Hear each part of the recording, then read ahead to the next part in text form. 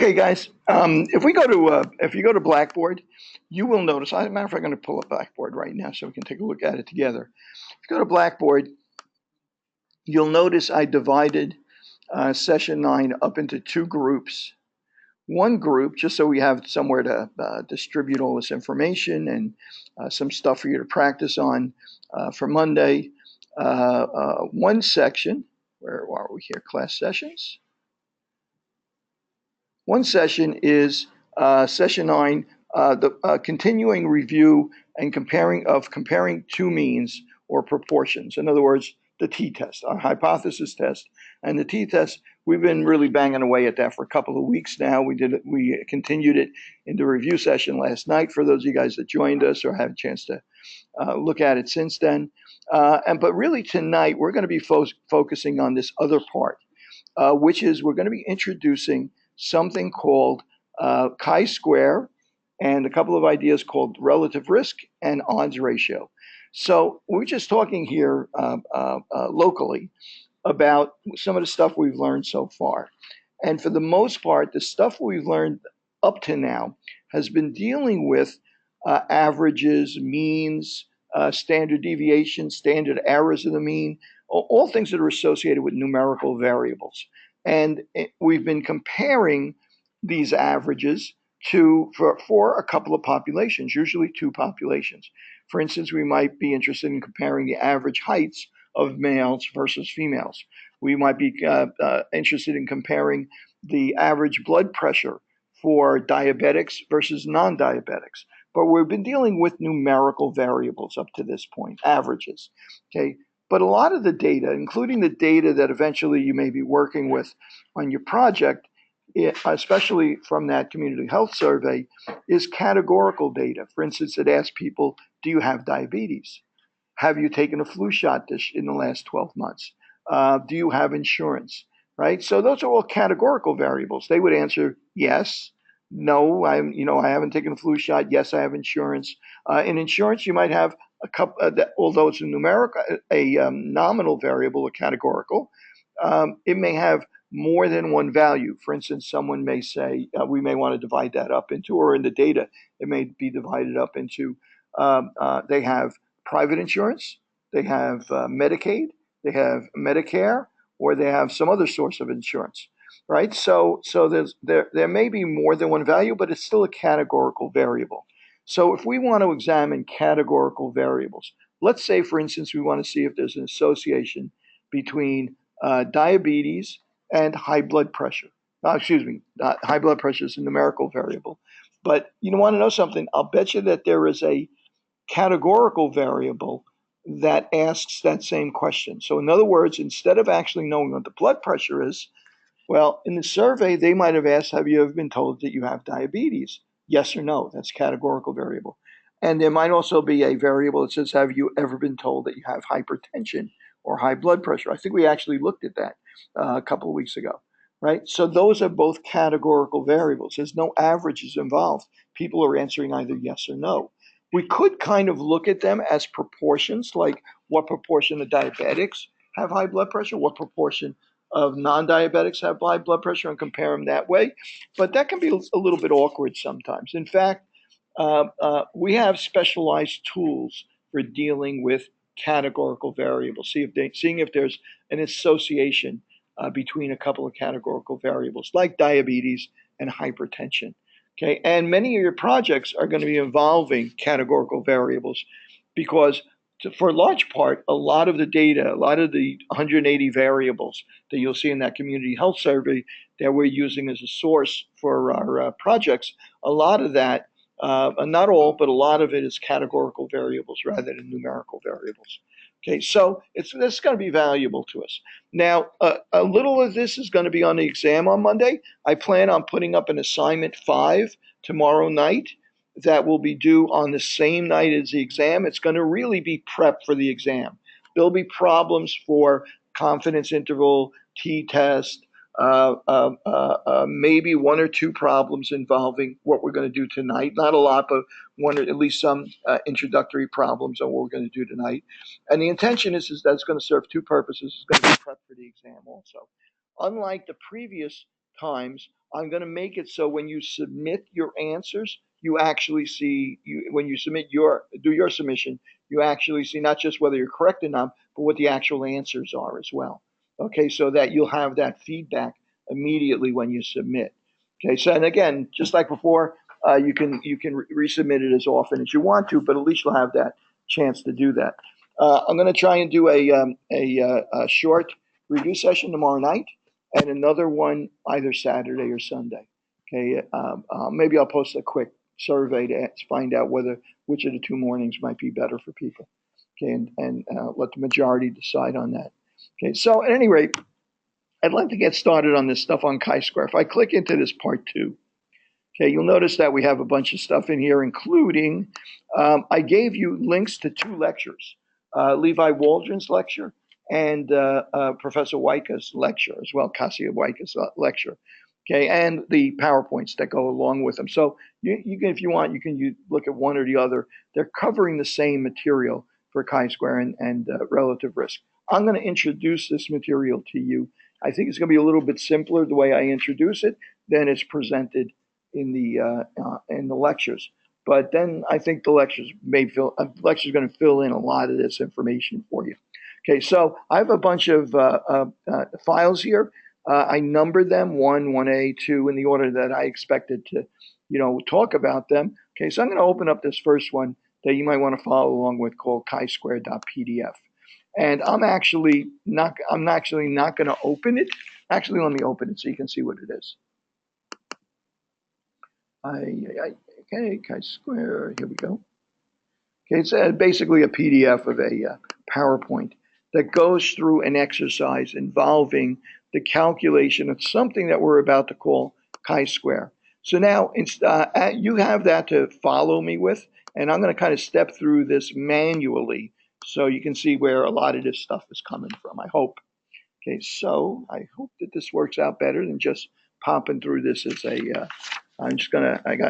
printed it out so I would have a reference for this. Okay, so I'm going to start off with a random sample of 200 patients, right? My sample size is 200. I have 200 patients I randomly sampled that take part in a community healthcare are in a community healthcare facility, and we test them for HIV, and we find that 40 of the patients are HIV positive. Okay, just a quick question. What's the prevalence? If this sample is a good random sample, what does it look like the prevalence of HIV is in this population? Right? Prevalence is going to be 40 over 200, right? Right, which is 20%, right? 20% or 0.20. Okay, so now I also, I said to myself, well, gee, 20% of the people in this population are HIV positive. That's a high rate. It's maybe a clinic that serves people that are likely to be HIV positive. Perhaps many of them are drug users, right? Maybe that's why this population has such a high prevalence. Okay, well, in fact, let's take a look at that. Let's go back and examine these 200 people, except I'm going to break this up into a table, right? Remember we made that table with the diagnostic tests, a row and a column, right? I'm going to do the same thing now with the diagnosis of HIV positive and whether a person is a drug user. And when I do this, I like to organize this the same way every time I do this, just to make I don't have to do it this way, but just to make it easier for me to evaluate as I go through this. I like to make the rows the exposure, right? The thing I think is causing an increase or a decrease in what I'm looking for, the disease, and the vertical columns, I'm going to call that the disease, right? In other words, HIV positive or HIV negative, right? And exposure is drug user or not a drug user, right? Bottom row is not a drug user, top row is a drug user. The first column is HIV positive, the second column is HIV negative. Okay, so let's take a look at this. Now, my expectation is before I even do this, I may say to myself, I just said to myself, I have 200 people here total. Of those 200 people, right? Of those 200 people, how many of them are HIV positive? Well, I said 40 were, right? And how many of them were HIV negative? That leaves 160, right? So this really is my prevalence down here. So I know in this column it's going to add up to 40 because I know starting off out of the 200 people. Right now, if I go back and I resurvey these people to find out if they're IV drug users, right? Well, what's my expectation here? Well, my expectation is that there's no difference between the rate of whether a person's HIV positive between drug users and non-drug users. So if I'm looking at that, well, let's see. Let's say that I find out that there are what number did I give it? Let's say I find out there's 50 drug users and there's 150 non-drug users. Right? I go back, survey all these people. 50 of them turn out to be drug users. 150 of them are not drug users. So now, before I actually make counts of people, are you this and this, or this or this? Before I do that, I'm going to evaluate this for myself. If 50 people turn out to be drug users, and there's no difference between drug users and non-drug users with respect to whether or not they're likely to be HIV positive, okay? If there's no association between drug use and HIV, well then how many of the 50 would I expect to be HIV positive? I expect the same as the prevalent of the general population, which is 20%. What's 20% of 50? 10, right? And that would leave 40 of those 50 people that are not HIV positive. Well, how about the non-drug users? Same thing. I would expect to get 20. If there's no association between drug use, intravenous drug use, and being HIV positive, I would expect 20% of these people, so that would be 30. And that would leave 120 that are not. Okay? That's the way I would expect this table to look. Okay, now we got a name for this table. Anybody been reading ahead and know what the name for this table is? You'll hear it called two things. One, sometimes you'll call crosstabs, and a lot of times you'll hear it called contingency tables, right? So anybody have an idea? Or a 2x2 table. That's good enough too. All right. So we have this 2x2 contingency table, right? And this is what we would expect the outcome to be. So I'm actually going to call this, right? If I could get up there again and not smear all this stuff over here, I would write up here expected values.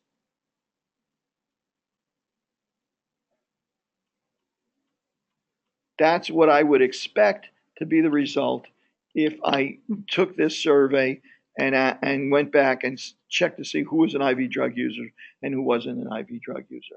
Well, now I'm going to make a new version of this table down here.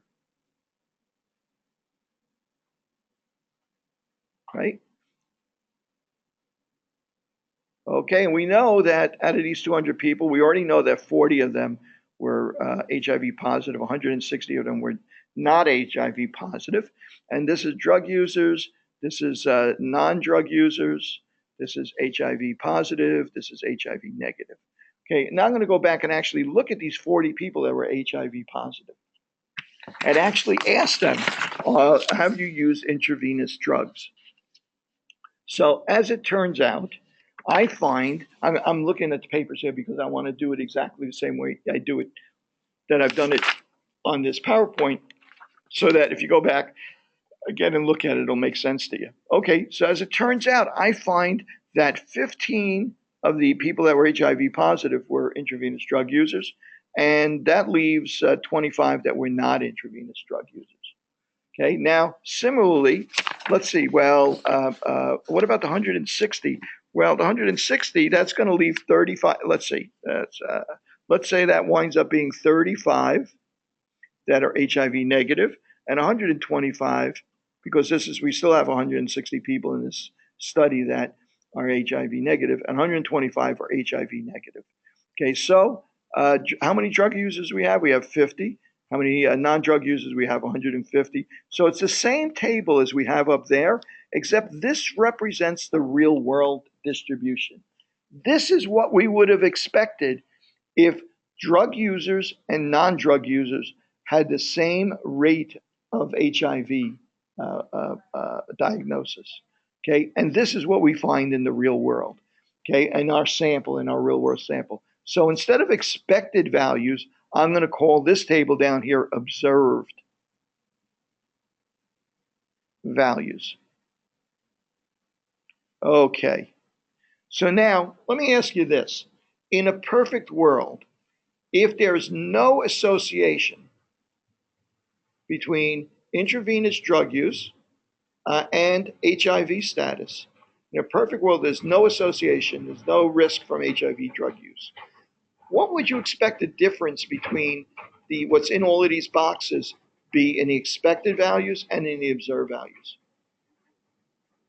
You'd expect them to be the same. You'd expect your observed values to be the same as what you expected. In other words, if I looked at intravenous drug users out of 200, out of the 40 people that are HIV positive, I expect 10 of them to be drug users and 30 of them not to be drug users. And when I go to look at the observed values, I would expect 10 and 30 if there's no association. If there is an association, then I would expect to see that intravenous drug users might be more likely, or more of the intravenous drug users would have HIV than I expected, based on the population prevalence. Okay, so the difference between what's in these boxes, in a perfect world, if there's no association between these two variables, I would expect them to be the same. Okay, so I'm going to add up all the differences. I'm going to take all these differences. Okay, in a perfect world, let's imagine that this box and this box are the same. I'd have 10 here and 10 here. I'm going to add up. Okay, sigma is capital sigma is the a Greek letter representing total, as we used it before, for various things. For some of the mean is squares and so on and so forth. So I'm going to take the sum of all these, the sum of 10 versus 10, 10 minus 10. The difference is 0. Difference here is, in a perfect world, the difference there would be 0. The difference there would be 0. The difference there would be 0. So the sum of all these differences would be 0. The stronger the association between HIV drug use and whether a person is HIV positive, the bigger the differences I would expect from the expected values. Like I might have expected, maybe, I would have gotten a situation where all 40 people would have been 40 and 0. All 40 people that were HIV positive were drug users, right? Now, this doesn't show quite that strong an association, but there is something that's different about this observed values versus the expected values. So I'm going to say, okay, let's add up all these differences. I'm going to take the sum of and the bigger the differences are, the more likely it seems that I would have an association between drug use and HIV status. Everybody get why I'm saying that? In other words, the bigger the differences between the expected values and what I actually observed, the more likely it is that IV drug use has something to do with being HIV positive. There's an association. Are you comfortable with that? When you sum it, do you always take the positive? No, actually I'm going to do exactly the opposite. Oh. I'm going to say 10 minus 15 is minus 5. And then I'm going to add, 30 minus 25 is plus 5. Then 40 minus 35 is plus 5. And 120 minus 125 is minus 5. And what does that add up to? 0. Now, what did we do when we were finding some of the differences between the means and each individual values, the differences? We squared it. I'm going to do exactly the same thing now. I'm going to say I'm going to square each one of the differences. 10 minus 5 is 15, squared minus 5 is minus 5, squared is plus 25, right? And 30 minus 25 is plus 5, squared is plus 25, and 40 minus 35 is minus 5 is going to be plus 25, and again squared is 120 minus 125 is minus 5 squared is plus 25. So when I add all those up, it's equal to 100, right? Well, remember what we did with the sum of squares, right? We squared all of the differences, right? So that we would have all positive numbers. We add them up, it gave us the sum of the squares of the differences. But now we had to bring it back into into the range of numbers which represented a real variability. What did we do? We divided by something, right? Right, by the same. Well, now hang on a second. We took that. We actually took right n-1, and then we took the square root also, right? Remember, because we went from variance to standard deviation, we also took the square root. Well, in this case, what I'm going to do is I'm going to take the sum of all the squares of the observed values. I actually usually do it the other direction. It doesn't really matter because the signs will come out. Usually do. I'm going to put the formula up here. I'm going to take the sum of the observed values squared, observed values minus the expected values squared over, and I'm going to divide it by the expected values. Okay, and that'll bring the numbers back down to the range that we would expect to be working in. Okay, so now if I do that here, that's going to be the sum of all of those observed minus expected values squared is going to be 100 divided by, well, actually I'm going to have to do it for each one individually, right? So let's do that up here. Let me go up here and undo that, Control 6. So I got a little bit of room left to work with. I'm trying to stay on one page. For some reason it doesn't like undoing.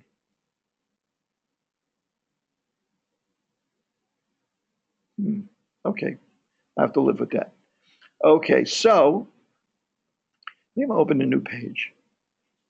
How's that? So I can have something here. Okay, so I'm going to do this on a new page here. Nope, wrong one. There it is. Okay. Okay, so let me move this out of the way. Okay, I'm going to come in here and work on this. So I'm going to take the sum of the observed values minus the expected values squared over the expected values. Okay, so now actually this is a sum of each one of these analyses. So it's going to be the sum of, I'm going to add up. Well, the first case, the observed values, the observed value was 10. It was 15 minus 10 is 5. Squared is 25 over the expected value. What was the expected value? Was 10. Right? 25 over 10. Plus the observed value was, actually, did I do that? No, the observed, I'm sorry. Yeah, I got it right. The observed value is 25 minus the expected value is 30. That squared is going to be 25 again, right? A positive 25 over the expected value, which was 30, right? Plus, I'm going to move down here so I don't have to move the page. The next cell is going to be the observed value is 35 minus 40 is minus 5. So observed minus expected is minus 5 squared is 25 again, divided by the expected value, which was 35. Excuse me, which was 30. Excuse me, which was 40. Thanks. Confusing myself. I got so much stuff on this page now. Okay, and finally, the last cell, the expected value was the observed value was 125 minus 120 is 5 squared is 25 divided by the expected value, which was 120. Excuse me, which was 120. Yes. Am I right about that? Yes, I am. 120. Okay, so let's figure all this out. So the sum of all of these is 2.5 plus 25 over 30 is how much?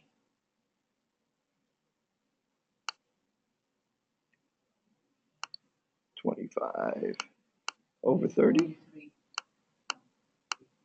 8.3, excuse me. Yeah, 0.83. 0.83. 0.83. 83 plus 25 over 40.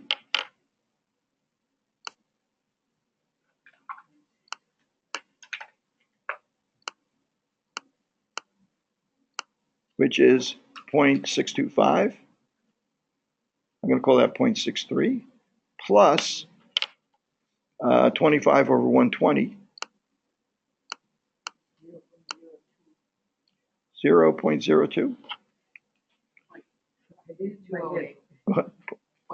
0.208. 0.208, 0.2. I'll just go 0.21. Okay, so let's add those up. The sum of all these is equal to, I should have done it. At the same time, I should have been just plugging it into clear here, clear there. 2.5 plus 0.83 plus 0.63 plus oops, 4.1. I'm going to take your word for it because I don't want to start again. Calculators on computers are really cumbersome. So the sum of all this is equal to 4.1. Okay, so now we have to make a judgment now. Is that difference big enough for us to say that there really is an association between HIV status and IV drug use in this study? We know in the real, let's forget the real world, we know there is, right? But in this study, is that big enough difference? Remember, the bigger the difference is, the larger the difference in the rate of HIV among drug users, right? So the bigger that difference is, the more evidence that I have that there's an association between that exposure and that outcome. Okay, so now, but is 4.1 big enough? Okay, well, let's think about this for a second. Should I expect it to be zero ever? Well, how often would it be zero? If we really did this study and there was no association, how lucky would we have to be to get exactly what we expected and not one person off or two people off or something like that? It would be unusual for us to, so I can't just say different from zero is enough for the sum of all these differences, right? It's got to be a certain size. In fact, there is a probability distribution called the chi-square distribution. It actually has many forms. I think that if you go to, it looks something like this. Let me draw it on here first. I'm going to hold on to that 4.1 for now. I'm going to go over here and I'm going to draw it for you. Okay, and I'm going to reason out what it might look like in a reasonable world. So first of all, what's going on here? Here we go. It's on now. Hey, what happened here? I did something. Let me close this.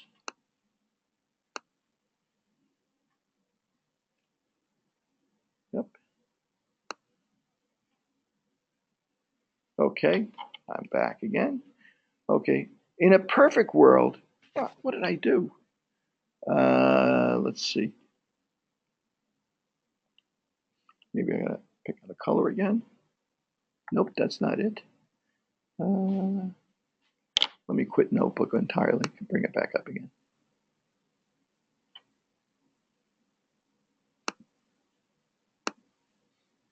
Okay. Do you want to save? I'm not going to save this because we're going to remember that number 4.1.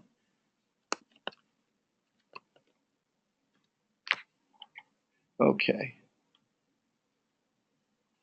I'm still doing something wrong. Oh, I'm using the wrong end of the pen. There you go. Okay. So at any rate, I'm using the eraser end of this magnetic pen. All right. So at any rate, they kind of look this. They both have black tips on them. Who knows? So at any rate, especially if I'm looking at the screen. Okay. So what would I expect? Well, I wouldn't expect a normal distribution because the lowest value, based on the fact we're squaring these numbers, it can't have a negative value, right? The lowest it could be is 0. So there is no anything below 0, right? So what would I expect the most likely outcome to be? Well, 0 might come up occasionally, but not that often. Really, the most likely outcome is that I might expect a number a little bit above 0 is the most likely outcome. And for 0 probably is pretty unlikely outcome. Just like it's not likely that you're going to get exactly 50 heads if you flip 100 coins, right? So I'm going to say, I'm going to start off a little bit lower and then go up. And then as we get past the number 1 or so, I'm going to say, okay, it goes up, the probability goes up. But now as I start to get bigger, as I start to get a bigger difference for my chi-square value, that value for the sum of all those differences, right? the probability goes down. And I'll bet you, just like the normal distribution, it's asymptotic. It never really gets to zero, but it gets lower and lower and lower. So in order for me to say that this difference is big enough, right? I want to see a value that's so far out on this distribution that the probability of getting that big a difference, if there's no association between the two variables, is less than, what do you think that area has to be? Less than what percent? Bingo, 5%, right? We want to get far enough out that's less than 5%. Well, we got a problem here. I just gave you a 2x2 table. We could do the same thing. Let's say that that we instead looked at somebody that never used IV drugs, somebody that only used it a few times, and people that use IV drugs regularly. Now we got 3 categories of exposure, 2 categories of outcome, HIV positive or negative. Now we have a 3x2 table with 6 boxes. So just the fact that it's got 6 boxes makes it a larger number. So I can't use the same distribution. This is the right one for n is equal to 4 boxes, right? 2x2 table. For a 3x2 table with 6 boxes, we're going to need a different one. Might look something like this, where it goes for, that number has to be even bigger. It goes further out. That number has to be bigger to get to the point where that percentage is 5%. So what do we need? We need something that gives us the value that, for our particular table, 2x2 table, the value that we can say represents less than 5% chance of being wrong if we say there's an association between those two variables. I'm going to step back for a second. I'm going to say H null and H alt. I'm going to throw in that a kind of like annoying thing that we do in statistics, and which is set up a hypothesis, which normally I would have done at the beginning, right? But I want to introduce you to this idea of how this works. Okay, H null is that there's no association. I'm not going to bother to try and figure out some fancy way to display it using Greek letters or something like that. There's no association between these two variables. H alt is that there is an association. So I need to know what number that chi-square has to be in order for me. A chi-square is represented by chi is kind of like a capital X as a Greek letter, right? So I want to know what number does chi-square have to be in order for me to know that there's only less than 5% chance I would get that big an outcome, that big a difference between the expected and the observed values, even if there were no association. It has to be less than 5% chance of that happening. How big does that chi-square have to be? What do you think we call that value of chi-square? Think back, what do we call the value of t that we had to exceed? We called it what value? The critical value. Exactly. We need to know the critical value of chi-square, and there's a different critical value for a different number of boxes in these tables. Okay, so let's take a look and I think we have it in here under formulas and reference. Let's see, do I have chi-square formula? I got the chi-square formula. Okay, and chi-square distribution. Oh, here's a number of different chi-square distributions based on the number of boxes and so on and so forth. Okay, but let's not worry about that. Let me actually see if I can't find, where do I have it? Okay, I'm going to look it up on here. Chi-square. Let's see. Chi-square. What? How about table? Okay, chi-square table. Here we go. There we go. There it is. Okay, let's take a look at the chi-square table. Okay, degrees of freedom. Well, how do we figure out what the degrees of freedom are here? We have 2 variables, right? We have 2 values for HIV status. We have 2 values for the exposure, right? So just like we did before, we're going to take each one and we're going to subtract 1. Okay, so the degrees of freedom we have in the rows is 2 minus 1 is 1. The degrees of freedom that we have from the columns is 2 minus 1. So we have 1 and 1, and we're going to multiply the 2 of them. So 1 times 1 is 1. In a 2x2 table, we have 1 degree of freedom. If we had had a 3x2 table, like I described before, right? How many degrees of freedom would that be? 3 minus 1 is 2. 1 minus 2, 2 minus 1 is 1. 2 times 1, 2 degrees of freedom for that table. Okay, so 2 degrees of freedom. What does the probability of exceeding the critical value, if there's no difference, if there's no association, is 5% when you have a chi-square value of 3.841. Anybody remember what our chi-square value was that we calculated for 4.1? So our value for chi-square for the distribution we just looked at, the contingency table we just looked at, is larger than our critical value for chi-square for that 2x2 for a 2x2 table.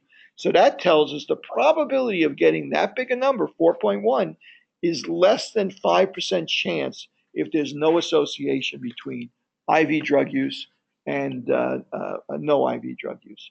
So that means we can do what to the null hypothesis? Reject the null hypothesis, accept the alternative hypothesis that there is an association, right? So how cool is that? I mean, now you have a tool that you could use on basically any categorical data. Now, out of those 180 variables that you have in the community health survey, easily 150 of them or more are categorical variables. Here's a tool that you can use to evaluate this. Now, we're going to take a look at this from another perspective also, which you'll see used in many, many, many studies, okay? Because a lot of studies are looking for exactly this kind of stuff. If a kid lives in the inner city, if a kid in the inner city in Cleveland, right, drinks water, drinks a lot of water, or doesn't drink any water at all, drinks other stuff and stuff like that. Either drinks water or doesn't use the water, drinks bottled water or something like that.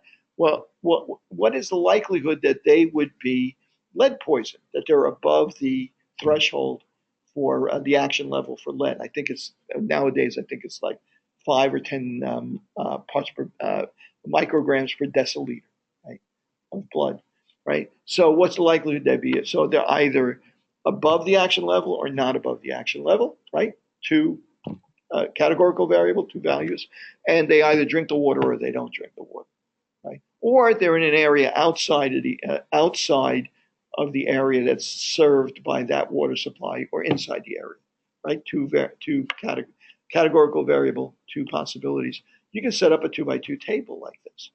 And then you could say, gee, I think that I can reject my null hypothesis. There's no association between children being lead poisoned and drinking the water in the inner city in Cleveland because of that issue they had with their water supply. Okay, so you can do that. The only problem with that is that fine, you reject the null hypothesis, right? But it really doesn't, I suppose you could come up with the chi-square table doesn't give you a p-value. It just tells you, the probability is less than 5%, right, that you would get that outcome. But it doesn't tell you the probability is exactly 0.1% or 0.001% or something like that. It just gives you the kind of like a pass or fail kind of outcome. It would be really nice to be able to quantify these relationships, okay? And I'm going to go back to that table again, especially the observed values. Actually, let me see, did I use a different table now? I was looking for it online, and unfortunately, I don't see it there. Maybe it's in the data files. No, it's not in the data files. Chi-square. I'll post it. Matter of fact, I'll post it right now. Yeah, let me put it up there right now so you have it to refer to. Let's see, export as PDF, and I'll hit .pdf. Save. Okay, I'm going to post it. I'll upload it to Blackboard right now. Let me just make sure that you can get to it. Okay, for you guys that don't use Macs, Macs don't automatically put the PostScript on there. So if you open it on a PDF, I have to add it so that your computer will recognize it as that. Okay, so let me upload it. Let's see. Data files. I'll put it in formulas. That seems a good place for it. Edit. Browse. Oops. Come on. Oh, I know what the problem is. Doesn't like to be in the title.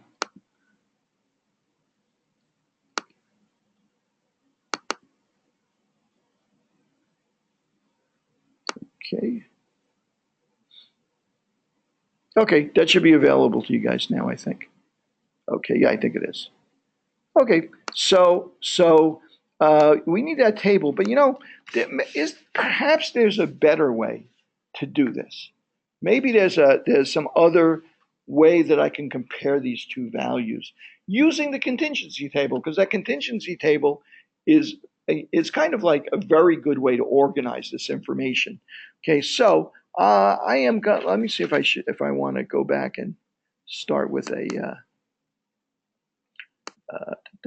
Okay, by the way, just so you know, document 1A is basically a description of going through these steps.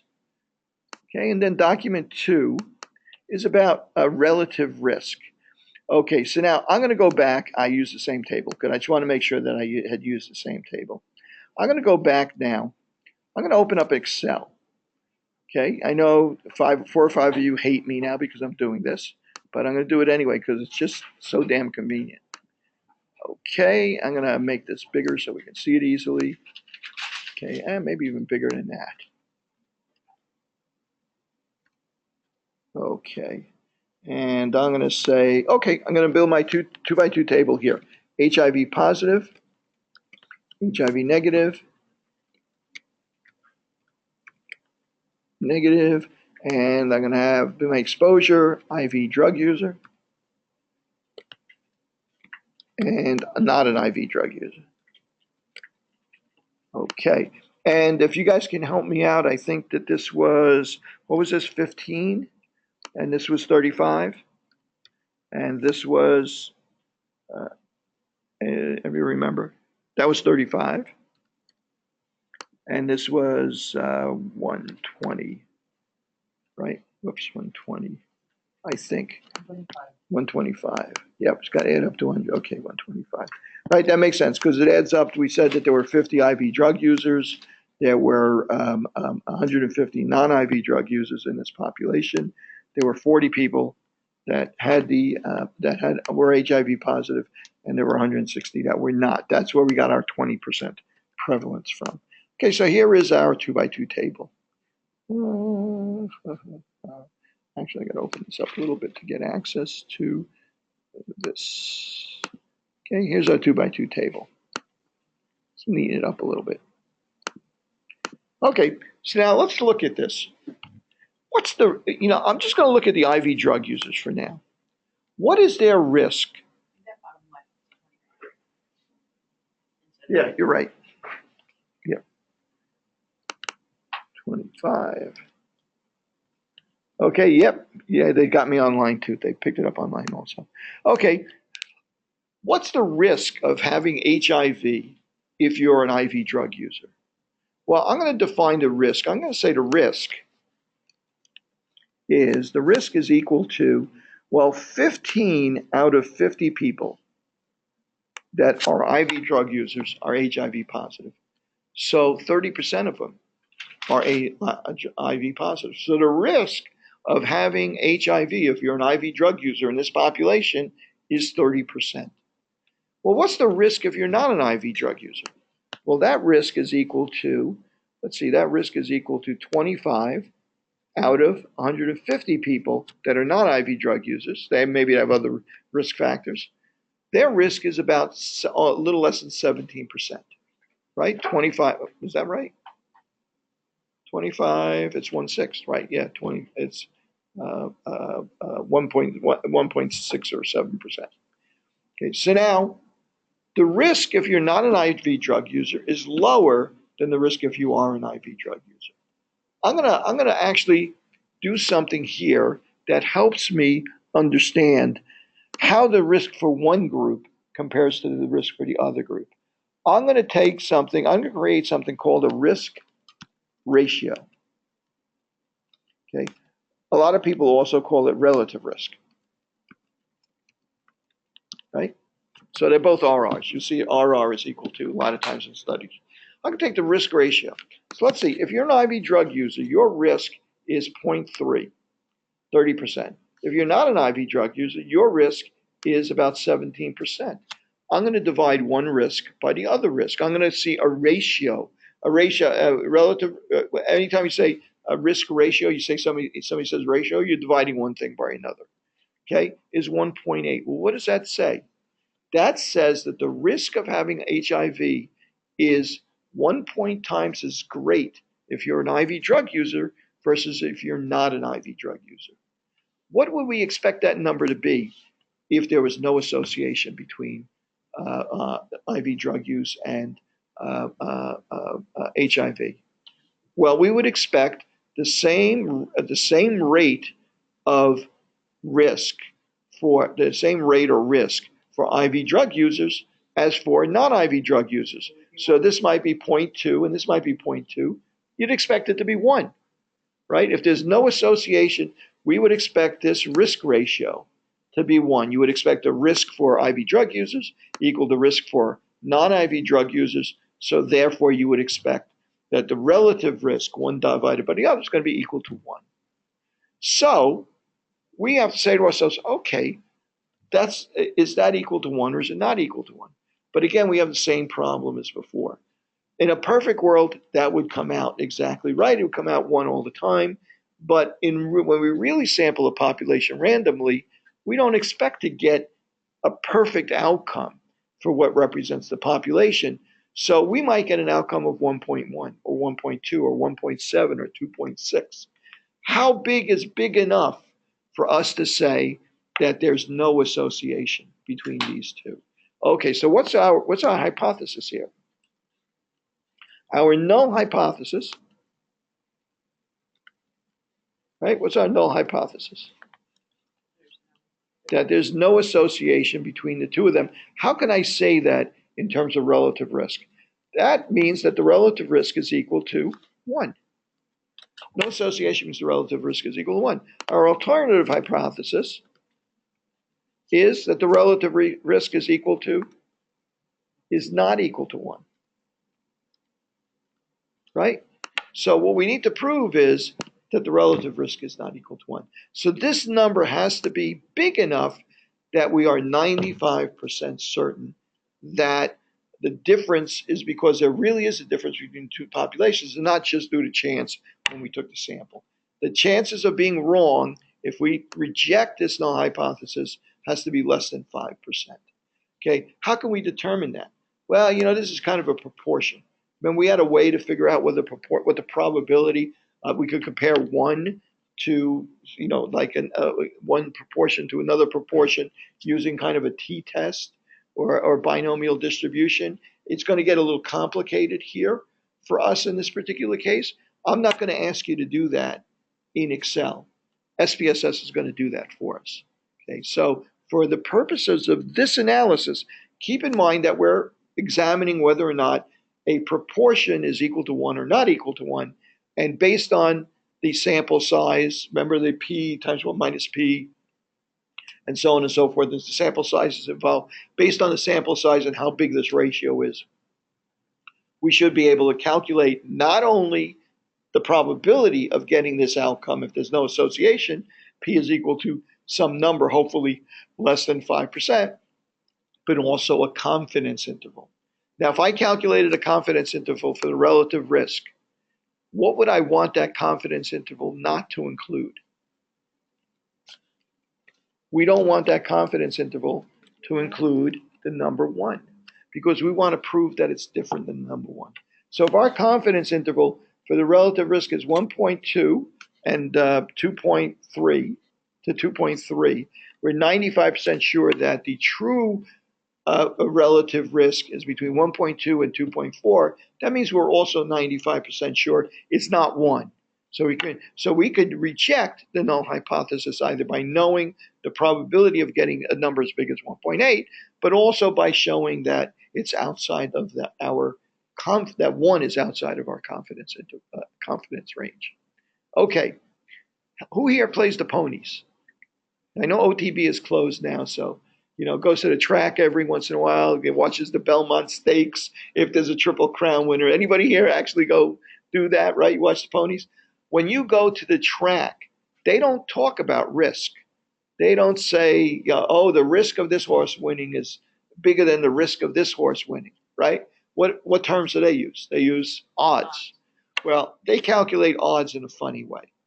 Okay, the way they calculate odds is if they say the odds are 4-1, they're not saying that the odds of this horse winning is 4 times greater than the odds of the other horse winning.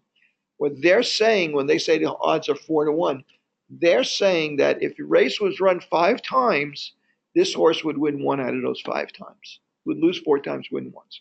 If the odds are 15-1, they would say that if you ran the race 16 times, it would win once, lose 15 times. Okay, kind of funny way to look at stuff, right? Well, believe it or not, that's the more popular way to look at this idea of risk between these two, or rates between these two groups.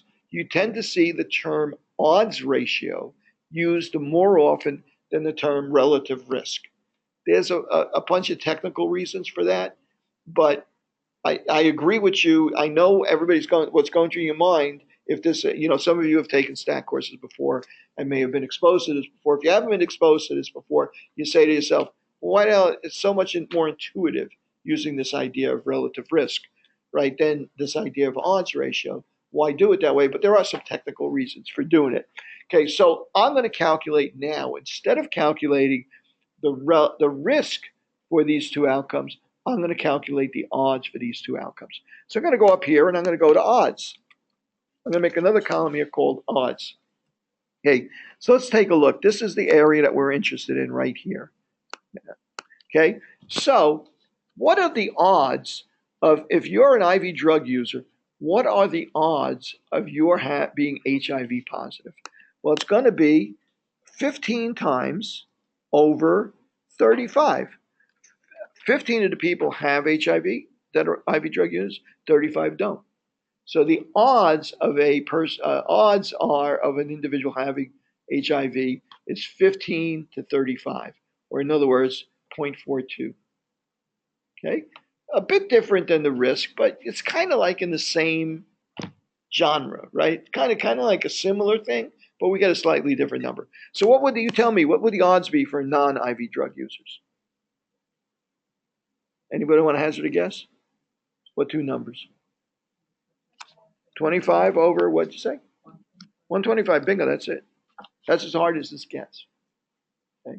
How are you guys doing online? You get that online? Okay, the odds are, now, what did I do here? I calculated the risk ratio. Now I'm going to calculate the odds ratio. And what is the odds ratio going to be equal to? It's going to be, since it's a ratio, it's going to be one thing divided by another. It's going to be 0.42 divided by 0.2. So my odds ratio is 2.14. The odds of being HIV positive if you're a drug user is 2.14 times as great as the odds, not risk, odds of being HIV positive if you're not an intravenous drug user. Okay, the real key here though is if there is no association, what's our expectation that the odds ratio is equal to? The odds for non-drug users should be the same as the odds for drug users. Right. Again, it's going to, our null hypothesis odds ratio is equal to 1, and alternative hypothesis odds ratio does not equal 1. Okay, and it does not equal 1. So we're in the same boat.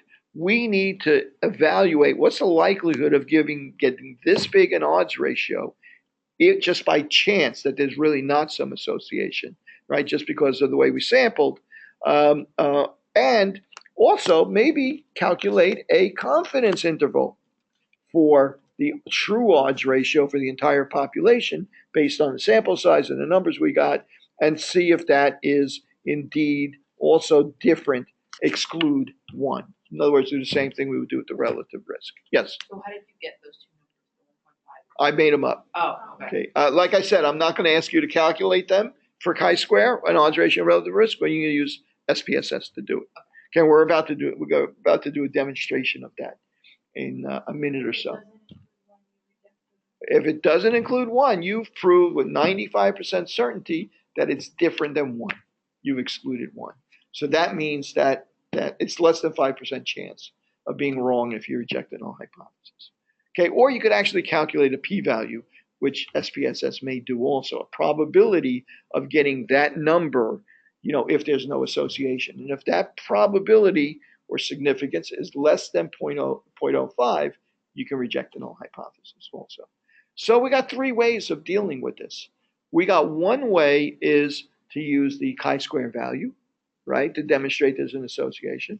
We got relative risk, which is a nice intuitive way of demonstrating, and we have odds ratio. Well, why didn't I just stop at chi-square? I didn't stop at chi-square because the relative risk and the odds ratio give us a very intuitive, easily explainable picture of how important this exposure is.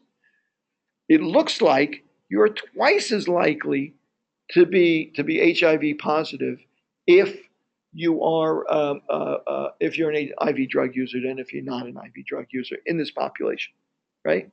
Well, why is that so nice? Well, now if I am trying to communicate this information to someone else, if you take statins, you will be, or let me put it this way. If you have high cholesterol and you don't take statins, you'll increase your risk of having a heart attack in the next 10 years by 10%. Right? In other words, your risk is 1.1. You're 10% more likely. So that's what odds ratio or relative risk give you. It gives you a way to communicate the magnitude of the difference in the risk from that behavior or that exposure. Right? So it's nice rather than chi-square says you're more likely to have a heart attack if you don't take this drug. Well, how nice for chi-square. But the relative risk and the odds ratio communicate this a lot better.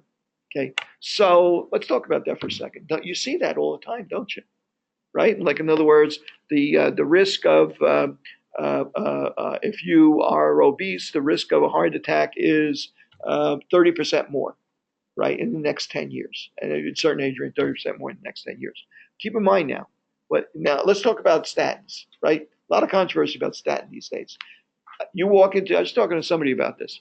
You walk into a doctor's office and you're over 50, there is a better than even chance you're walking out with a prescription for a statin, right? Why? Because they've gotten progressively more rigorous about trying to reduce cholesterol levels, especially bad cholesterol levels, because they see it has an impact. Okay, so let's say you walk in there, you're 50 years old. The risk of your having a heart attack in the next 10 years might be 5%, 1 in 2, say 1 in 20, right, for argument's sake. If you take the statins, you reduce your risk by, let's say 10%. I'll be generous. Maybe they don't even do that, right? You reduce your risk by 10%. So instead of having a 5% risk, you reduce your risk by 10%. Then you have a 4.5% risk. Well, now the statins, trust me, statins are not that pleasant for a lot of people. They can cause constipation, muscle aches. They can cause all sorts of side effects. Some of the side effects are dangerous from statins.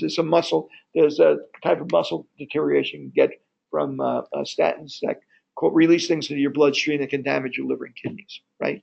So statins are not that innocuous a drug.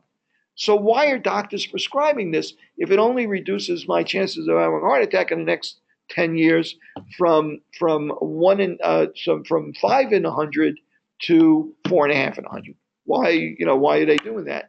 Well, don't think of it from the perspective of the individual. If you can reduce the number of heart attacks in this country by 10%, you may eliminate 100,000 heart attacks every year, right? And the number of deaths and the number of hospitalization and the costs and so on. So from a health perspective, that's an enormous impact. From an individual perspective, It's not as dramatic a difference in terms of risk. But you guys are not you're not doctors. You're not in the individual business. You're in the public health business, right? So it's an important public health initiative that have people more aggressively treat cholesterol, right? And there's also, then you also talk about costs and so on and so forth. But again, the cost balance suggests that you want to do this. And how's the easiest way to explain that, or the easiest way to describe what the effect of this will be? Odds ratio. And you'll see a lot of abstracts. If you read studies, you'll see a lot of abstracts that will talk about an intervention. Let's say something that involves educating parents about asthma risks for children or something like that. And then they'll evaluate, well, the group that got the training, group of parents got the training on how to reduce their children's exposures or treat them and so on and so forth. Well, maybe they had 3 emergency room visits. Maybe they had this number of emergency room visits per year, and the other group had a certain number of emergency room visits per year. So you have trained parents, not trained parents. You have whether or not they had an emergency room visit or didn't have an emergency room visit during a year or something like that. And you may be able to see that there's a relationship. And maybe you'll be able to demonstrate that there's 30% fewer emergency room visits because they were trained or not trained or whatever. So it's a good way to describe what the difference in risk is, right? So let's actually put this into play using SPSS. So how are you guys online? You guys keeping up with this stuff? Whoops. Let me get rid of that thing. Okay. Good. I'm glad you guys. I've been noticing that you've been keeping up with us in the chat box with comments and with responses to some of the questions. Okay, so there is a document, a Word document here on Blackboard. Where is it? Which I have here. Here, lab exercise, chi-square relative risk, so on and so forth. I'm going to open this up. Of course, it's microscopic. So let me see. If you think it's small on your screen, you should see it on my 9-inch screen over here. Let's see. Let's blow this thing up so we can see it. At least 200. Okay, good. I think we'll get away with that. That works good. Okay, okay, there we go. Okay, the data file stenosis underscore 2015.sav. I think that is on your on Blackboard. You can download that. That's an SPSS file. Okay, I know it's an SPSS file because the postscript is .sav. Describes a study of 215 smokers and non-smokers. Nominal variable, a categorical variable. Smoker, non-smoker. The participants are evaluated for stenosis, narrowing of the arteries. Okay, they have narrowing of the arteries. They don't have narrowing of the arteries. You could, I suppose, have put a number on this, made it a numerical variable. In this case, the study only describes they either go past the threshold for having narrowing stenosis, or they don't pass this threshold. They either have it or don't have it. So here's our 2x2 table. What's the rows? What's the exposure here? The exposure is smoking. That's in the rows. Top row, non-smokers. Bottom row, smokers. What's the outcome? Stenosis in the left column, no stenosis in the right column. In order for me to make this work right, I have to code SPSS so it's friendly to the way I just described it. SPSS tends to sort stuff in rows and columns using an ASCII table. ASCII table is just a computer representation of the alphabet, right? Numbers come first, letters come after, right? So if I call having stenosis the number 1 and not having stenosis the number 2, it'll put stenosis in the left column and not stenosis in the right column. For exposure, if I code smokers with the number 1, with the number 2, and non-smokers with the number 1, it'll put the non-smokers on top and the smokers on the bottom. I really want the exposure on the top. I'm more comfortable that way. You don't have to do this. We'll see on the output that if you'll just get your output will look different. I just think for beginners, this is a little bit clearer. Okay, so I'm going to open up that file in SPSS. And I think it should be in our data files. I'm crossing my fingers. There it is. Sure enough. I'm going to open that up. I think I reinstalled SPSS, so now it shouldn't take 8 hours for it to open.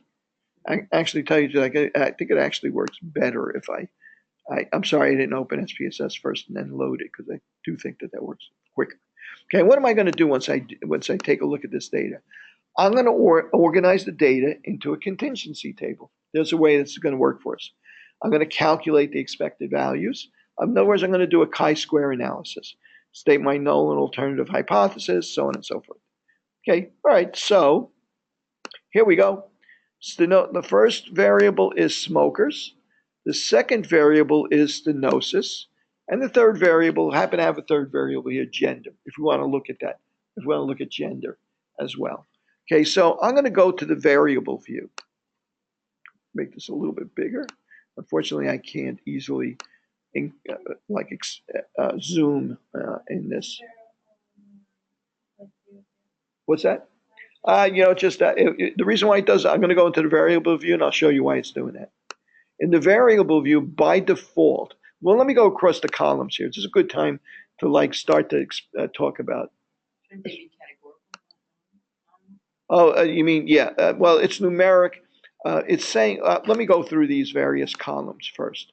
Okay, so, and that'll explain a lot of your questions. So the first variable, the first column, when I'm in the variable view, is the name of the variable. And that is smoke, disease, which is our stenosis or no stenosis, and gender, right? So now the name of the variable is limited. It's got to start with a letter. I can't have any weird characters in it, and it can't have spaces in it. So it's very limited in terms of what we can use to describe this. So smoke, disease, gender, they work good as variable names. They're short. They don't have any weird characters in them. The next column is the type of variable that they are. Well, it automatically filled in numeric. Why? Because we use numbers to represent what the characteristics were for that variable. Okay, so that's why I put numeric in there. That's not where it's going to get the information it needs to decide what kind of variable it is. It's only saying that that's how it's represented. So next I got the width. So the width is 9 characters. Each column has 9 characters in it.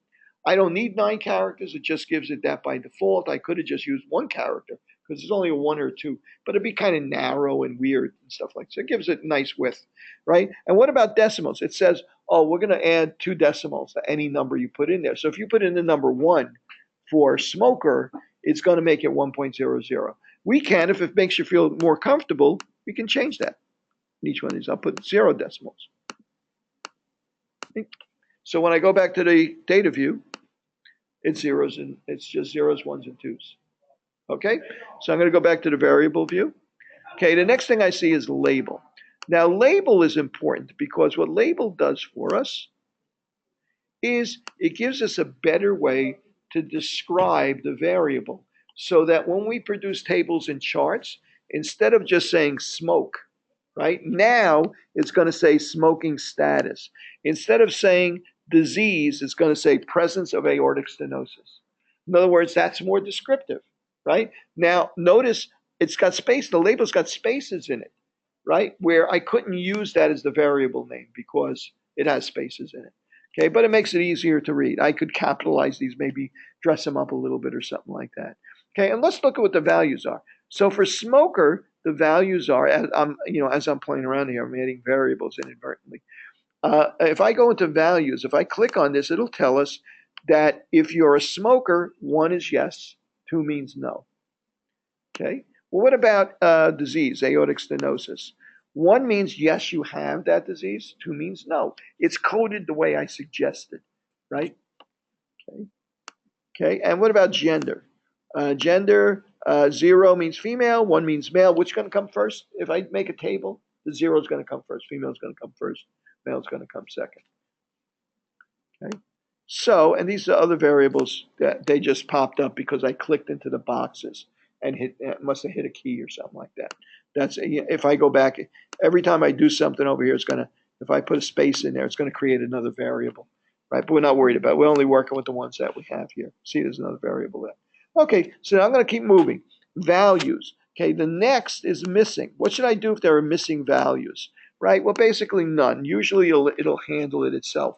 Sometimes when you do a study, you code the reason for a missing value because you want to be able to know what that is so you can handle it differently later on. So, for instance, you might want to say that don't worry about it, ignore missing values, no missing values. Or you might want to tell it that the number 9 represents a missing value, or the number 8 and the number 9. And maybe 8 is because they refused, and 9 because you forgot to ask, right? You might have different reasons for coding missing values, so you can go later on and say, oh, this person was very uncooperative. They refused to answer this question. So, gee, if a person's uncooperative, they refuse to answer a question, maybe we don't want to use their data at all. We want to eliminate that, right? Versus if I forgot to ask, well, yeah, I forgot to ask that question, but I'm not using that variable. I forgot to note the gender down, but we're not interested in gender in this study anyway, so I'm going to use it anyway. Okay, so in the next one, okay, next one is the number of columns. Again, that's the width of the space that's using. Alignment, right or left, center, and so on and so forth. You can change that if you want. And then the important one here is measure. Notice it realizes that 0 and 1, 1 and 2, it already guessed for us that's a nominal variable. If it got it wrong, you can go in there and tell it, oh no, that's scalar, that's a numerical variable, right? Now, sometimes SPSS will protect you. And if it's a scalar variable and you try to do a numerical variable, and you try to do chi-square, it might warn you, right? Oh, you can't do that, right? But sometimes it won't warn you, and you will do the wrong test for the wrong kind of data. So you want to go through this and make sure that you understand what kind of variable it is, right? So here we are. We're back at the beginning of this course where we talk about the first week variable types and so on and so forth. So all of these, smoking, disease, and gender, all nominal variables. We know we're going to be working with chi-square, relative risk, odds ratio, and so on and so forth. Okay, so I'm not going to worry about that, right? That last column, don't worry about it. Okay, so I'm going to go back to the beginning here. I'm going to go back to the front. You don't have to go back to the front. Okay, I'm going to highlight these three and I'm going to edit them out. Cut. Good. Okay. All right. So I'm going to go back here and I'm going to say to myself, okay, I'm going to work with smoking and stenosis disease. Okay. So first thing I want to do is do what I did manually before. Let's set up a contingency table. So I'm going to say analyze. Well, gee, where am I going to go now? Descriptive statistics. You look on the descriptive statistics. What do we see there? Remember I said another name for a contingency table was crosstabs, right? Crosstabs, okay? Oh, crosstabs, look, very conveniently comes up with rows and columns. I want the exposure in the rows. The exposure was smoking. I want the outcome in the columns. The outcome was whether or not a person had stenosis, right? Okay, so now we have a whole bunch of options buried under these buttons. The first option I see here is chi-square. Something we might be interested in. Risk, something else I might be interested in. So on and so forth. And a bunch of other stuff that we may be talking about as we get to the end of this. There's a few little details I'm not giving you right now, like there is something called a continuity correction. I'm not going to get into this, or for the first exam, I'll get into it when we get the session after the first exam. So you don't have to worry about it. If you read about it in the uh, um,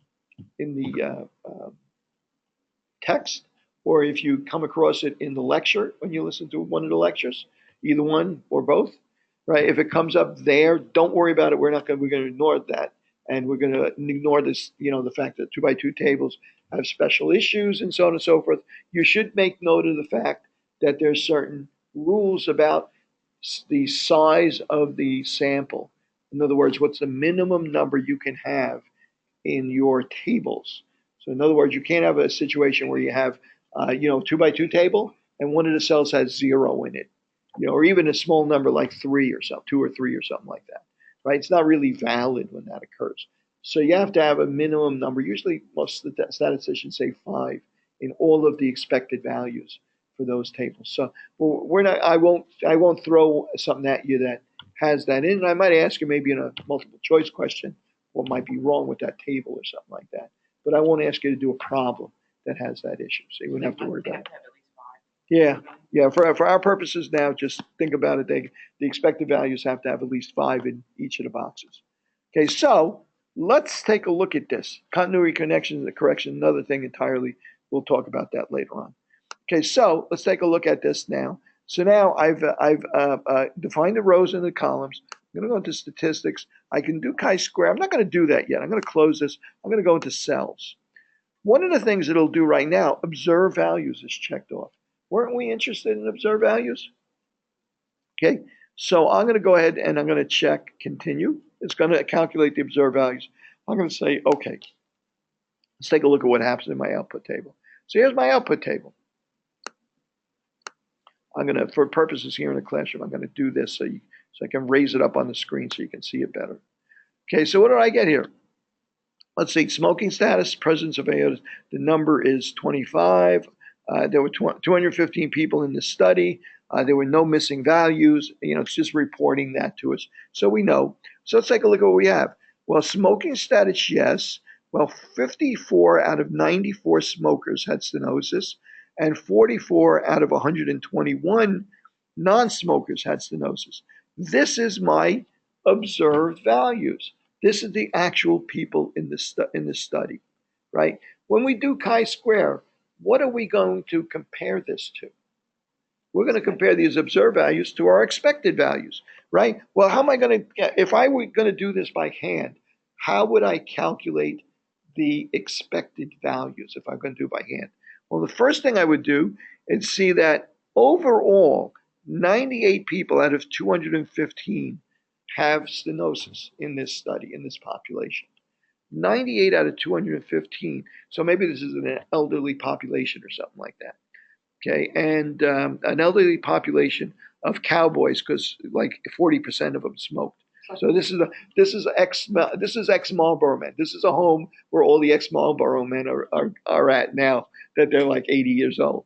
Okay, so 94. Yeah, a lot of people in this study. Okay, so 98. So the prevalence of aortic stenosis in this population is about almost 45% or so, right? So how would I figure out what the expected values are? Well, if 94 people are smokers and the prevalence overall is 45%, I would say what's 45% of 94? And that would go into the number of yeses. And then the difference between 94 and that would go into the no's. Okay, and what about for people that are non-smokers? Well, I would expect them also to be 45% stenosis patients. So out of 121, 45% of them, say 30 or so, 35 or so, would go into the yeses, and the remainder would go into the nos. That's how I would build my expected values. Okay, if I did it manually. Well, I don't need to do it manually because I'm going to go back in here to descriptive statistics crosstabs, and I'm going to go back into the cells. I'm going to tell it to also calculate the expected values as well. I'm going to do this again. Now I'm doing this step by step just to show you where this stuff is buried in SPSS and how it's actually going to evaluate all this. When you actually do it for yourself, you're going to do a lot of this stuff all in one shot. Okay, let's see what I wind up with now. Well, now, same first box, description of the data, no missing values. But now look at this. It's giving me the actual count and the expected count. In other words, I'm sorry, yeah, the expected count, the actual count is the observed values, right? 54, 40, 44, and 77. And the expected count is what we would have expected if there were no difference between these two groups. Now, we rounded off all our numbers before, right? I purposely rounded off our numbers to make the calculations go quickly. Most of the time in real life, when you construct your expected counts, it's going to come up fractional like this, right? Came up 42.8 people, right? Obviously, there's not 42.8 people, but that's because it's based on what the overall prevalence would be. It was that based on whatever the prevalence was. That's how it calculated that number. So notice that we have more than expected people who have stenosis that were smokers. We have fewer than were expected people that have stenosis that were non-smokers, among the non-smokers. That's kind of a hint as to what's going to come next, right? So the other thing that I can do, I can go into Analyze, Descriptive Statistics, Crosstabs. Okay, and I can say, let's go into cells again. Anything else there? Let's calculate the percentages by rows. Okay, and I'm going to click Continue and click OK. Okay, now let's take a look at what table we wind up with now. Well, now it tells me that among the smokers, 57% of the smokers have stenosis. How did it get that? It took the 54 divided by 94. What did we call that? We call that the risk. So the risk for smokers is 57.4%. The risk for non-smokers is 36%. How do I get my relative risk? 57% divided by 36%. So it's going to come out to be roughly 1.6 or 1.7 or something like that, right? So my risk is higher for smokers than non-smokers. What do I want that risk? What do I want to demonstrate that risk is not equal to? That relative risk is not equal to 1. That's what we really want to demonstrate. Okay, so if I look at this, okay, that's very interesting that I have that. And notice that 57% came from 42 over 90. I'm sorry, 54 over 94. And this 36% came from 44 over 121. It didn't use the expected counts at all. Okay, so now, and remember the prevalence? The bottom box down here is the prevalence. 98 people out of 215 is 45% is our prevalence. Okay, so let's take the next step now. Let's analyze the script. Say it again. Yes? Does it? No, it doesn't say it yet. There's a box underneath that? Oh, you have it. You know why you have it? You have more. You got ahead of me. You checked off more stuff. I was just about to do. Well, I wasn't going to do that right now. I'm going to go to descriptive statistics, crosstabs, right? And this time I'm going to say, let's go into statistics this time, and let's have it calculate a chi-square value. Okay. So now SPSS is going to calculate. We have the expected values. We have the observed values. It's going to calculate the value of chi-square. Now, between me and you, we looked at the table before for a 2x2 table. What does chi-square have to be greater than in order to reject the null hypothesis? There you go. Good memory. 3.84. Okay. So let's say, okay, let's calculate that right now. Okay. So now we get our table for summarizing the data. We get our expected and our observed values. And now we get our chi-square value. Pearson's chi-square is equal to 9.48. The probability, okay, can I reject my null hypothesis? Yes, I can, right? I can say there is an association between smoking and stenosis in this population. Now, it also calculates our probability of being wrong if we reject our null hypothesis, our p-value or significance value, which is 0.2%. What do we want that number to be less than to reject the null hypothesis? 5. Yeah, we want to be less than 0.05 or 5%. Now, notice I told you about the continuity correction. Okay, technically, the way you do the continuity correction is that you take the observed minus the expected value, right? Which might be, I'm going to make numbers up. I'm going to say 50 minus 20 is 30. But before you square it, you subtract 1/2, and then you square it. So the continuity correction is always a little bit smaller, right? Why do you do that? You do that because if you think about this, you notice that when I did this whole thing, I wound up with fractional values for the expected values. You can't wind up, when you're looking at the observed values and calculating chi-square, you can't wind up with a fractional value. Even though the population might be, if you took 100 people, it should be 30.5. You can't have 30.5 in real life. You're going to have 30 or you're going to have 31, right? So you correct for that by, by saying, well, it's not, it might not be 30 or 31 because it couldn't be one, it had to be one or the other. So in this study, we wound up 30. So what you do is you say to yourself, well, I'm gonna have that 1/2 of a person kind of play. If you can look at it almost like a histogram a histogram. It's like deciding if you only have whole numbers, deciding which one of the two columns to put it in, right? Whether to go up or down. Yeah, go up or down. So It's kind of that this kind one of thing. would be like 9. Well, I'm If sorry. you had to pick up. Oh, and actually, what happens is when you work the number out, Yeah. right? You take that minus 0.5 before you square the top part, right? It actually winds up being a smaller number. So when you add the four numbers up, it comes out to 8.6 rather than 9.4.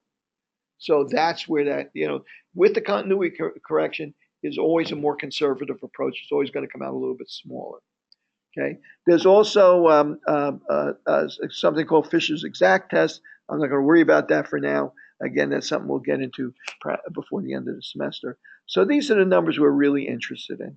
For us, for now, we're just interested in the Pearson's chi-square, which is 9.4.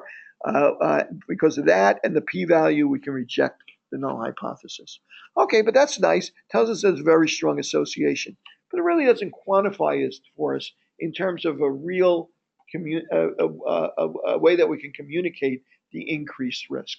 So how will we do that? We're going to do that with relative risk and odds ratio. So I'm going to go to analyze, descriptive statistics, crosstabs, and actually it already kind of did it. Cells, I'm going to check off, I'm going to go in here, analyze, I'm going to go into statistics, I'm going to check off risk. Okay, risk is going to be our odds ratio and relative risk. I'm going to click OK. So now let's see what that added to this whole thing. So now not only do we have this table with the chi-square values, specifically Pearson's chi-square, we're using that, but we have another table here. The odds ratio for smoking, yes over no, right, is 2.363. You are 2.6, the odds of your having stenosis are 2.63 times as great if you're a smoker versus if you're not a smoker. That's odds, remember, odds ratio. The odds of you having stenosis, if you are the relative risk, this is the risk. For the cohort presence of aortic stenosis, it kind of like obscures what we're really, that technical description kind of obscures what this number is. It's really the relative risk. The relative risk is 1.58. Okay, if I go up here, you can actually see how these numbers were calculated. How was the odds ratio calculated?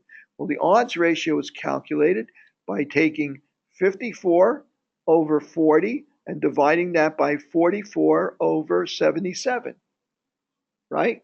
54 people have it, 40 don't, right? So like our horse race, win or lose, right? These are the number of times you win, the number of times you lose. 44 over 77, right? And that's where we get our 2.36, right? My relative risk is 54 over 94 divided by 44 over 121. Or in other words, 57% over 36%. 57 over 36 is 1.58. That's where these numbers come. They're not a mystery. That's where these numbers actually come from. Okay, now what did I tell you before about whether or not we can reject the null hypothesis based on the odds ratio and the relative risk? What do we have to prove that they exclude? We have to find the confidence interval, and we got to make sure it excludes the value 1 for either one of them. Okay, so what's the confidence interval for the odds ratio? To 4.1. Does it exclude the number 1? Yes, it does. So we can reject null hypothesis. Odds ratio is equal to 1. Alternative hypothesis is not equal to 1. We can reject the null hypothesis, accept the alternative hypothesis. And same thing with the relative risk. Okay, now this number down here, this is like the relative risk, except it's inverted.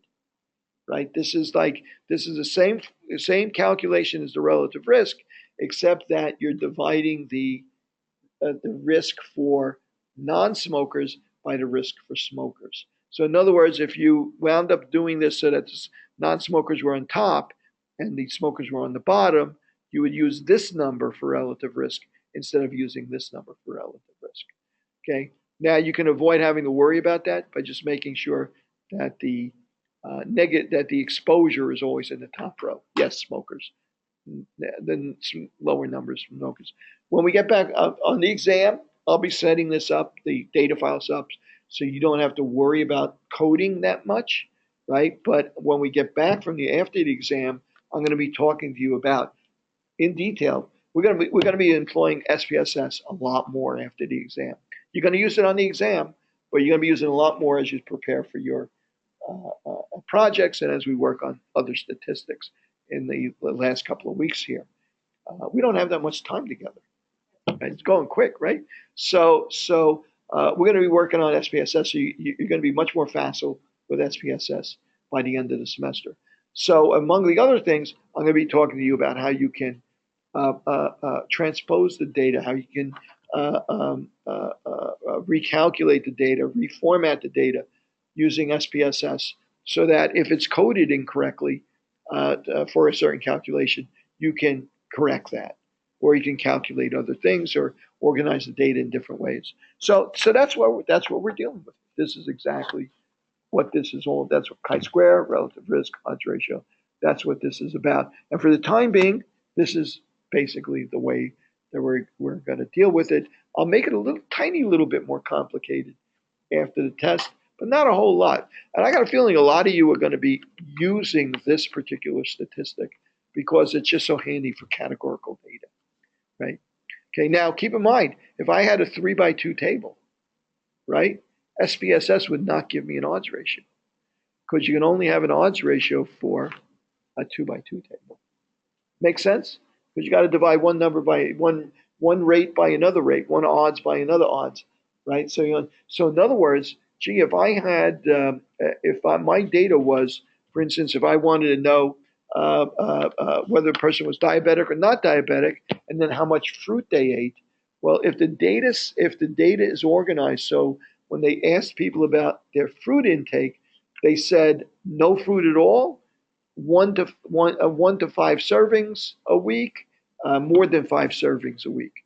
Well, if you want to calculate an odds ratio, it's going to be a little bit difficult. There's 2 ways you might handle that.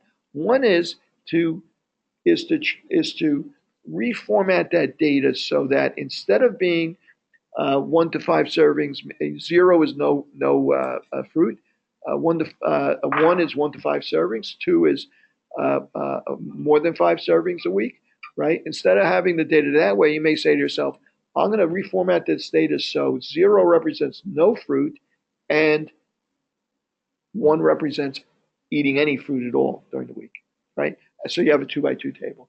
Another way you might do it is to do the analysis twice and compare and to have one variable which represents no fruit or 1 to 5 servings and compare that with diabetes status, and then also have a second variable which is no fruit versus more than 5 servings, right? And compare that to diabetes or no diabetes, right? So you have a lot of ways you can manipulate the data, and we're going to be learning all about that once we get past the test. You won't be having to do any reformatting or transposing of data or recalculations of data for the exam itself. Let me just see how things are going among the peanut gallery online. There's one report, the continuity correction value and associated p-value. Well, it depends. It depends, but for the most part, the continuity, the calculation of chi-square with the continuity correction has a couple of a main advantage of being a more conservative approach, less likely for you to make a dreaded type 1 error. Right? We all know about the dreaded type 1 error now. We don't want to make that, right? So it's probably more correct with a 2x2 table to use the chi-square with the continuity correction. We're not going to worry about that for our purposes for this test. Okay, you might, and somebody might report it this way. Might report both. This Pearson's chi-square. This is what the continuity correction is, and then we're going to talk about something called Fisher's exact test, and we'll worry about what that is later on. Okay, and I don't see too many other questions there and stuff like that. Yes.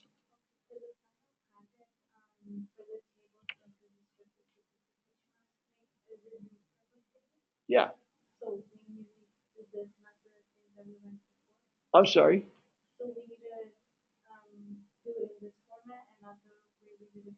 How did we do it before? Oh, that was those tables was for evaluating numeric variables. So if you, yeah, exactly. So if you're evaluating numerical variables, for instance, if they actually asked people, how many servings of fruit a week do you eat? Right? And some people said one, some people said nine, some people said 22, some people said 97, right? That you would actually have a number of servings of fruit. Most of this data that we have in the community health survey doesn't have that. There are at least 10 or 15 numerical variables, right? But most of them are categorical variables, category you put them in, right? But if you had numerical variables, what you would be looking at is that for people that have diabetes, what's the average number of servings of fruit that they have? And is that average number different than the average for people that don't have diabetes, right? So in that case, you're using a t-test, right? To compare, to compare whether or not the average for this group is different than the average for the other group. Remember the t-test is the average for group one minus the average for group X bar for group one minus X bar for group two over the standard error. Remember the various ways to calculate standard error. We'll talk about that tomorrow night. That would calculate a t-value for you, and then the t-value you'd want to know whether it was big enough to reject the hypothesis that the two averages are the same. Mu for group one is equal to mu for group two. This is a different kind of variable. So we're using a different analysis and a different way of displaying the analysis and demonstrating whether or not we can reject the null hypothesis. Okay, but it's all dependent on what kind of variable you have. Later on, we're going to be talking about a situation where you have two numerical variables. Like, for instance, let me think of something that might be like that. Okay, let's say that I wanted to see if there was a relationship between BMI and blood sugar level, right? Both of those are numbers.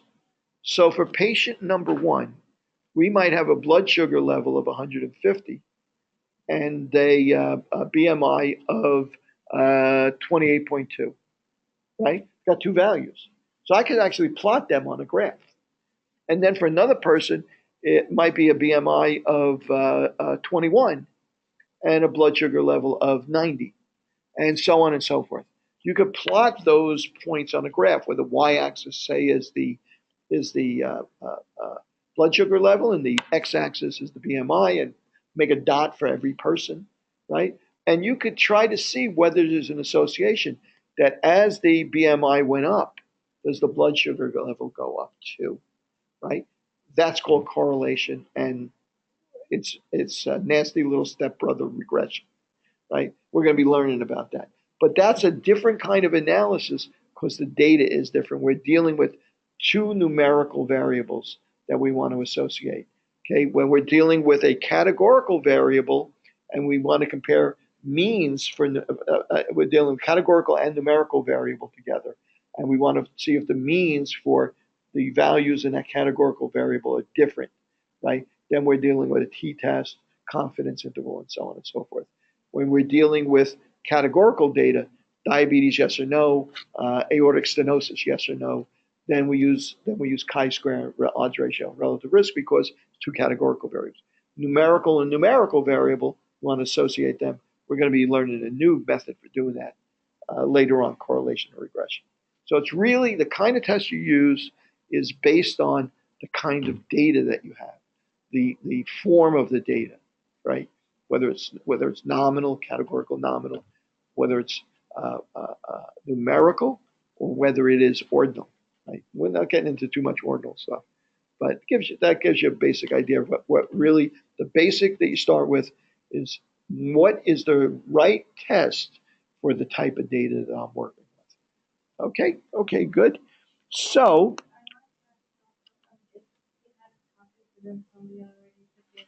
oh no, there's only 5 topics. We only suggested 5 topics, and there's 25 of us. So obviously you can do the same topic. Okay, just do it better than them. Embarrass them. It's not it's not a contest. I guess everything's a contest in life, right? When you really get down to it, unfortunately. Right? But look at it as a good-natured contest. Okay, so everybody wins. Okay, so this test is going to be challenging. I know it's going to be challenging because I've done this before. And I know we learned a lot of new concepts. A lot of people are, going to struggle with this and stuff like that. Don't freak out. If you really crash the test, I'll find some way for you to make it up or whatever, right? So our slogan in this class is "No man left behind."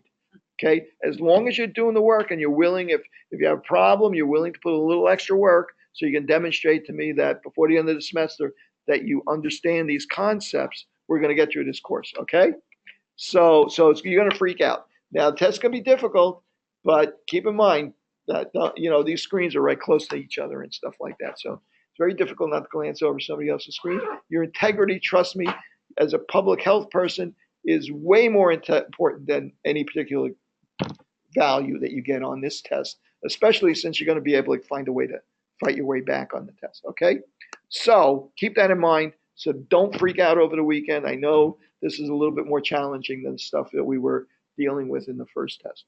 Okay, so I'm going to leave this at that. Tomorrow night, you'll notice that I put in a second half to this session, second half of notes and stuff like that. A lot of it pulled from stuff we've done before, which is examples of one sample t-test, two sample t-tests, and so on and so forth. I'm going to go over that online tomorrow night as I'll post the time. And again, it's voluntary. I'll be recording it and posting it later on, so you get a chance to play around with it a bit. Okay, and so I'm going to concentrate tomorrow night on odds ratio relative risk. I'm going to post a new assignment by midnight tomorrow night, let's say, which is going to include some problems that involve t-test, confidence interval,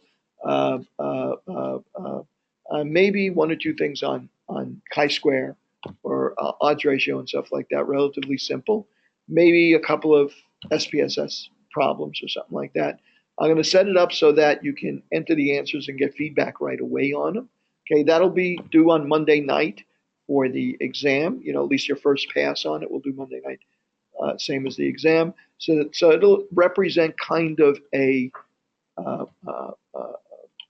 review for the exam, in the form of an assignment, but basically a review for the exam. Okay, the object being that a lot of the problems are going to be similar to the stuff on the exam.